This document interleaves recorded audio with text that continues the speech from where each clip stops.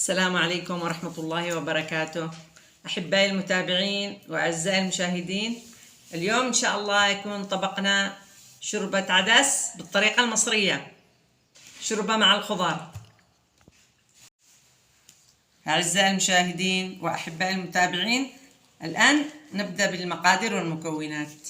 كاستين عدس، 4 حبة جزر، حبة كوسة وسط، حبة بصل،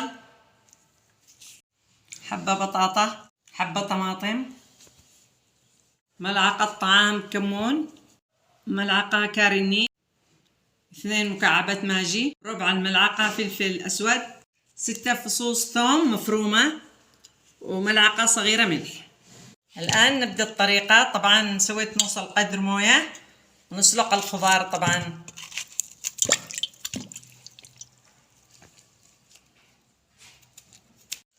طبعا الحين قطعنا نحن كل الخضار بالقدر، بنضيف له العدس ونسلقه.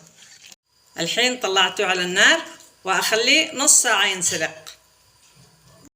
أعزائي المشاهدين، قليت الثوم لمن صار لونها ذهبي، واضيف الحين الكمون،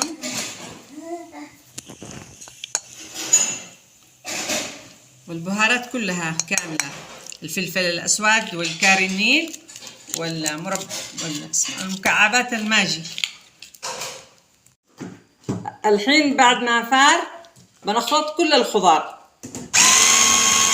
الحين كملنا نخلطهم بالخلاط الخضار، بنضيف لهم الثوم والبهارات. ايوه، الثوم والبهارات بنضيفها.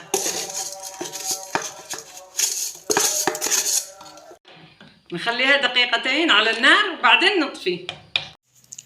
أعزائي المشاهدين، الحين انتهينا من شوربة العدس اللي هي بالطريقة المصرية، بالهنا والعافية.